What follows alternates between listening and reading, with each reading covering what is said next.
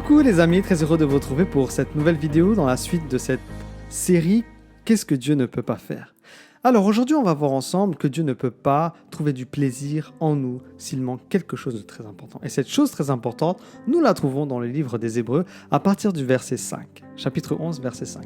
C'est par la foi qu'Enoch fut enlevé pour qu'il ne vit point la mort et qu'il ne parut plus parce que Dieu l'avait enlevé. Car avant son enlèvement, il avait reçu le témoignage qu'il était agréable à Dieu. Si vous maintenant, nous repartons ensemble dans l'Ancien Testament, dans les livres de la Genèse, à partir du verset 5, du chapitre 5, verset 24, on nous dit que Enoch marchait avec Dieu.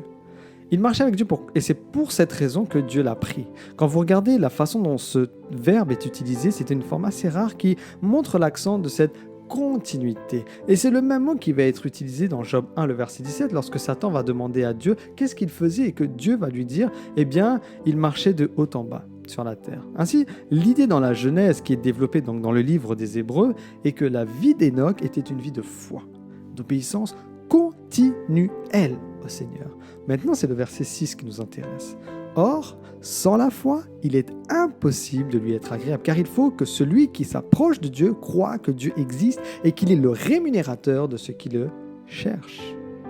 Donc l'idée ici, c'est que sans la foi, il est impossible de plaire à Dieu, car sans la foi, il est impossible de connaître Dieu. Et connaître Dieu est crucial pour une religion dont le commandement, le plus important est en effet aimer Dieu. Après tout, comment est-ce que je peux aimer quelqu'un si je ne le connais pas vraiment ? Et au fil des ans, nous voyons que les philosophes, les théologiens vont élaborer de nombreux arguments sophistiqués en faveur de l'existence de Dieu, avec des noms aussi fantaisistes que les arguments. Pourtant, aussi loin que soient ces arguments, ils ne vont jamais assez loin. Dieu est tellement au-delà de nos esprits pécheurs déchus qu'il y a toujours un besoin de foi, qui est cette croyance en quelque chose que nous ne voyons ou nous ne comprenons pas en tout cas totalement. Si nous pouvions le voir ou le comprendre, alors il n'y aurait pas de place justement pour la foi. Nous n'avons pas besoin de foi pour croire que le ciel est au-dessus de notre tête, oui ou non? Il vous suffit de lever votre tête et vous voyez le ciel. Nous pouvons lever les yeux et le voir. Il faut de la foi plutôt pour croire que Dieu vit au-delà de ce ciel, parce que justement je ne peux pas le voir. Donc une fois que je comprends cela, je peux comprendre pourquoi maintenant il est impossible de plaire à Dieu sans la foi. Si je ne peux pas plaire à Dieu sans la foi, je ne peux pas plaire à Dieu sans lui faire donc confiance. C'est l'idée ici de ce passage. Est-ce que vous avez déjà eu des gens qui se sont méfiés de vous? Je pense que oui. Et ce n'est pas une expérience forcément agréable, n'est-ce pas? Mais quand nous regardons ce que Dieu a fait pour nous, c'est lui qui a le donné le plus, c'est lui qui nous a aimés le plus, c'est lui qui a fait le plus pour l'humanité. Il aime et aide constamment l'humanité. Il a même envoyé son Fils unique pour être torturé ici-bas, pour être tué. Pourquoi? Pour que moi, pour que toi, tu sois sauvé. Et si après tout ce qu'il a fait, quelqu'un ne croit toujours pas qu'il existe et qu'il récompense ceux qui le cherchent, alors Dieu ne peut pas être satisfait de cette personne. Dieu ne peut pas aider. Dieu ne peut pas bénir cette personne comme il le souhaite. Et la personne ne pourra pas aussi l'aimer, Dieu, en retour, et travailler comme Dieu le souhaiterait.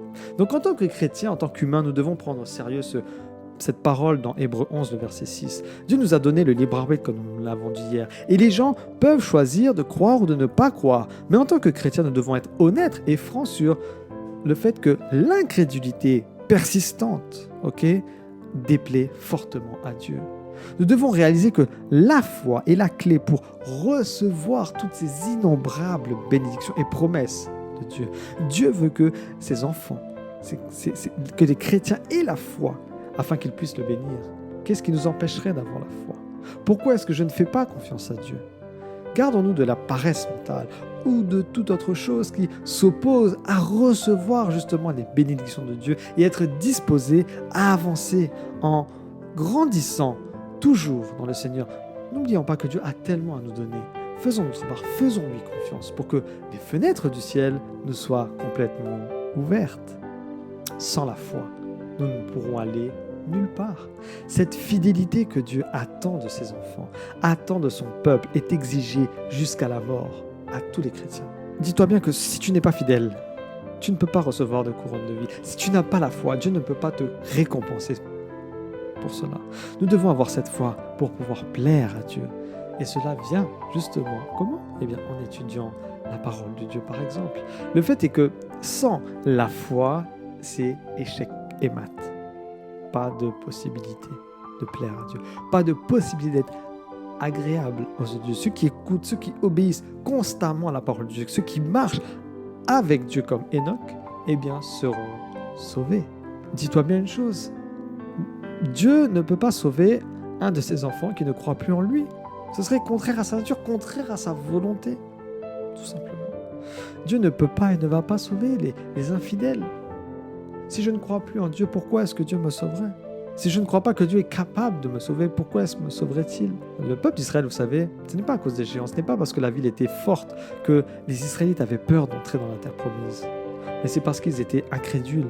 Et Dieu ne pouvait pas leur donner cette récompense à ce moment-là. Alors ils ont dû patienter pendant 40 ans dans le désert. Dieu a dû attendre qu'une nouvelle génération de foi arrive. Il y aura de même ceux qui se verront refuser malheureusement une place dans le ciel. Pas à cause du péché, parce que nous sommes tous pécheurs, mais à cause de notre incrédulité, parce que nous n'avons pas cette foi pour pouvoir entrer dans le royaume de Dieu. Puisse le Seigneur trouver cette foi dans ton cœur. Comme l'a dit un pasteur, la foi est cette action libre de la volonté d'accepter la parole de Dieu comme vérité absolue et le Fils de Dieu comme sauveur absolu sans aucune réserve.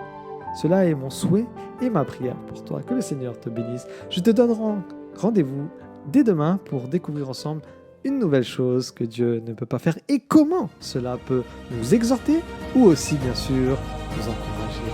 Je te dis à demain. Bye bye.